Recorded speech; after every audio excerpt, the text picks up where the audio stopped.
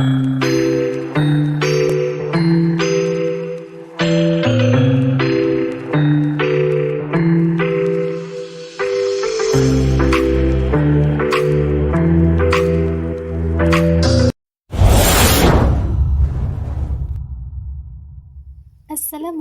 warahmatullahi wabarakatuh.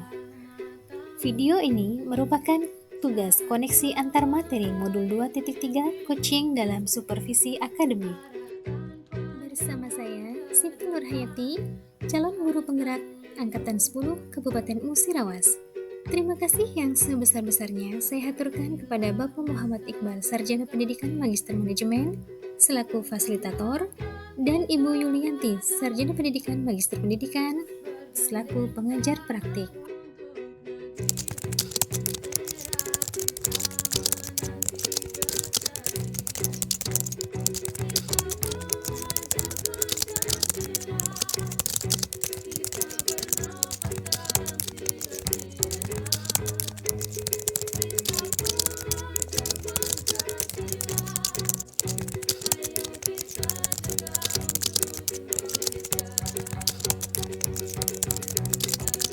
Pada modul 2.3 ini, saya mempelajari coaching dalam supervisi akademik yang bertujuan untuk mengembangkan kompetensi-potensi diri dalam setiap pendidik di sekolah.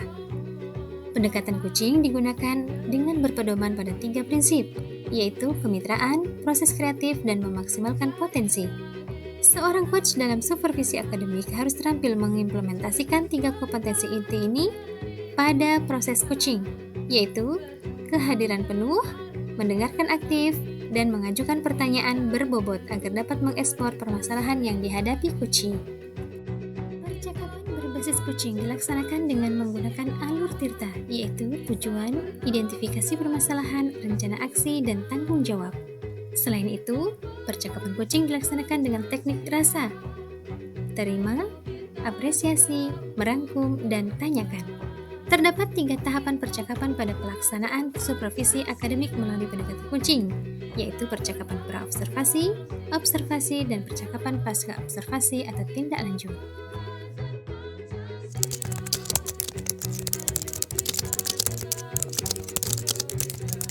Emosi yang saya rasakan terkait pengalaman belajar pada modul 2.3 ini adalah yang pertama, saya merasa khawatir, yaitu pada saat membaca judul modul 2.3 ini, saya merasa khawatir tidak mampu memahami dan mengimplementasikannya. Yang kedua, termotivasi. Setelah mempelajari materi dalam alur eksplorasi konsep, saya sangat termotivasi untuk terus mempelajari dan memahami setiap materi pada modul ini. Ketiga, terharu. Saya merasa sangat terharu sekaligus bahagia saat sesi rukol dan juga dekons dilaksanakan. Ternyata saya mampu melaksanakan praktik coaching bersama rekan CGP dengan baik. Yang keempat, optimis. Saya optimis dan bersemangat untuk segera mengimplementasikan pengetahuan terkait coaching untuk supervisi akademik di sekolah saya.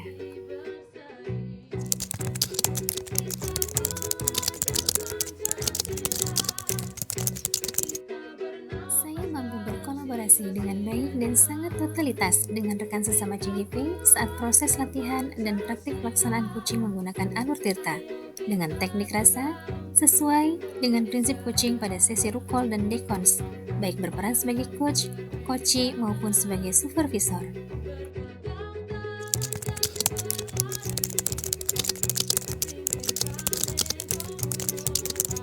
Hal yang sangat perlu saya perbaiki terkait dengan keterlibatan diri dalam proses belajar diantaranya rasa percaya diri saya, khususnya saat dihadapkan dengan kamera. Sejujurnya saya merasa kurang fokus dan kurang nyaman saat menyadari bahwa kegiatan dekons diterekam secara langsung. Dalam hal coaching, hal yang harus saya tingkatkan adalah keterampilan dalam melontarkan pertanyaan-pertanyaan bermakna pada proses identifikasi masalah yang dihadapi coachee. Dengan demikian, dapat menemukan fokus masalah sehingga dapat memfasilitasi coachee dalam menemukan solusi terhadap permasalahan yang dihadapi.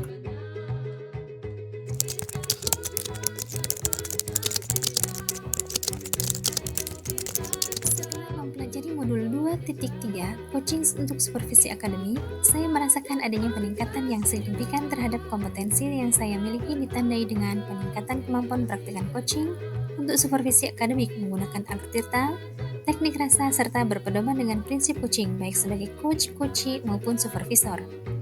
Pada saat kegiatan kucing dilaksanakan, saya sudah mampu mengendalikan diri dari tindakan-tindakan seperti melabel coachee, mengendalikan diri dari asumsi dan memberikan asosiasi terhadap coachee, sehingga saya mampu menampilkan kematangan berpikir dan bertindak sesuai dengan prinsip coaching, yaitu kemitraan, proses kreatif, dan memaksimalkan potensi.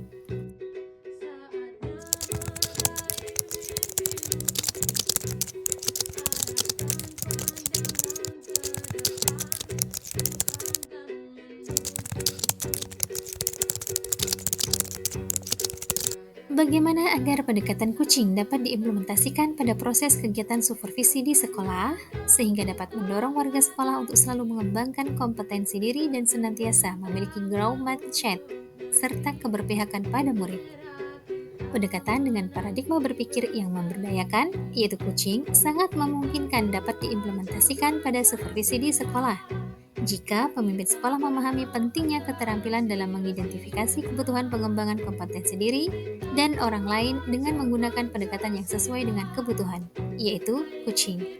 Setiap kepala sekolah dan pemimpin pembelajaran seyogyanya berfokus pada peningkatan kompetensi pendidik dalam mendesain pembelajaran yang berpihak pada murid, yang bertujuan pada pengembangan sekolah sebagai komunitas praktik pembelajaran. Seorang supervisor memahami makna dari tujuan pelaksanaan supervisi akademik di sekolah, yaitu pertumbuhan, perkembangan, dan pengawasan. Supervisi klinis dilaksanakan dengan 3 siklus, yaitu praobservasi, dengan menjalin hubungan, mendiskusikan perencanaan guru, observasi, dan pasca observasi, yaitu tindak lanjut. Kepala sekolah memberikan umpan balik atau tindak lanjut terkait pelaksanaan observasi yang telah dilaksanakan guru.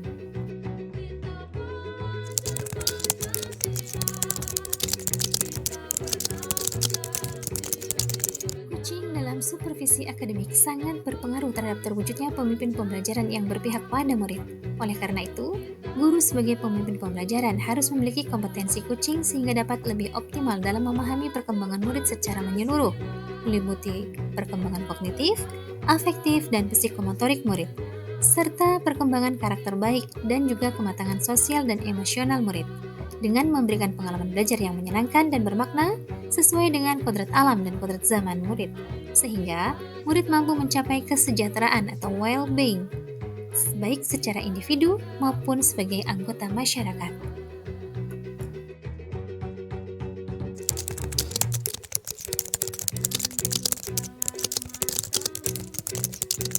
Tantangan terberat adalah menyamakan persepsi atau menyeragamkan pemahaman tentang coaching dalam supervisi akademik kepada komunitas di sekolah.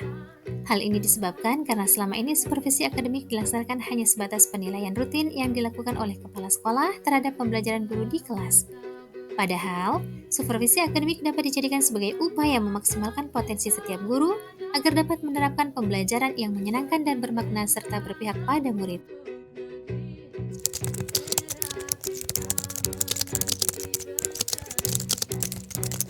Alternatif solusi yang dapat saya lakukan adalah melakukan diseminasi atau sosialisasi pemahaman terkait kucing dalam supervisi akademik kepada seluruh anggota komunitas di sekolah yang dilaksanakan secara formal dan terjadwal, seperti menjadwalkan di waktu tertentu atau saat rapat guru, maupun non-formal seperti saat percakapan pribadi atau ngobrol santai dengan kepala sekolah dan juga rekan sejawat.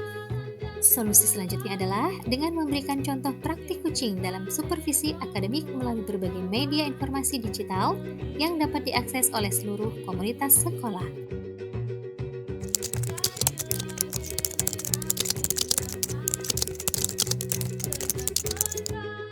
Saya pernah disupervisi oleh kepala sekolah, namun kegiatan supervisi tersebut hanyalah sebatas menjalankan kewajiban tanpa memahami makna dari supervisi itu sendiri.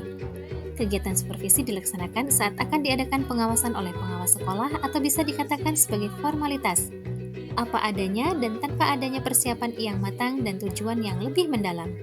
Supervisi berlangsung tanpa ada percakapan pra dan pasca observasi. Intinya, supervisi dilakukan hanya sebatas pemberian nilai terhadap pembelajaran guru di kelas saja. Kegiatan supervisi ini harus dijadikan sebagai salah satu bagian dari upaya meningkatkan kompetensi guru dalam bidang akademik dengan mengimplementasikan prinsip kucing, yaitu kemitraan, proses kreatif, dan memaksimalkan individu. Sehingga, guru dapat menciptakan lingkungan pembelajaran yang mengundang murid untuk belajar, meningkatkan motivasi belajar murid, dan memberi pengalaman belajar yang menyenangkan dan bermakna bagi murid. Karena pembelajaran dikemas berdasarkan kebutuhan individu murid hingga terwujudlah pendidikan yang berpihak pada murid.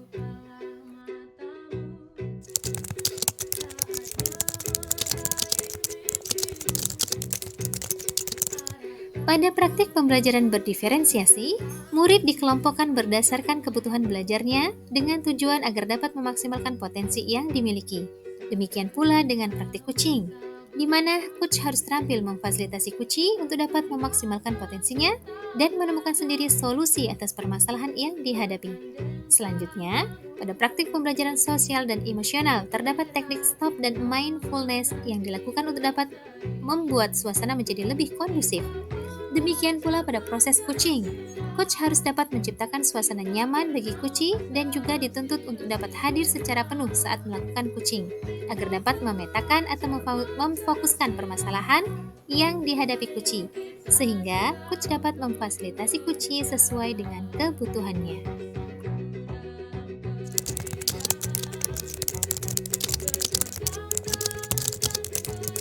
Coaching dalam supervisi akademik yang berpihak pada murid. Supervisi akademik berkaitan erat dengan pembelajaran berkualitas, karena proses pembelajaran yang berkualitas memerlukan guru yang profesional, dan guru profesional dapat dibentuk melalui supervisi akademik yang efektif. Supervisi akademik ini dilakukan untuk memastikan pembelajaran yang berpihak pada murid. Bersumber Budi Edia, Kucing untuk supervisi akademik yang berpihak kepada murid, diakses pada Sabtu 20 Juli 2024 pada laman https://kumparan.com Budi Edia Kucing untuk supervisi akademik yang berpihak kepada murid 218-4N BGK. Demikianlah pemaparan dari saya. Akhir kata, pengetahuan bukanlah kekuatan, itu hanya potensi. Menerapkan pengetahuan itu adalah kekuatan untuk mengatasi masa lalu, untuk mengubah situasi saat ini, untuk melawan rintangan baru, dan untuk membuat keputusan yang lebih baik. Memahami mengapa dan kapan menerapkan pengetahuan, itu adalah kebijaksanaan. Salam guru penggerak, tergerak, bergerak, dan menggerakkan. Terima kasih. Assalamualaikum warahmatullahi wabarakatuh.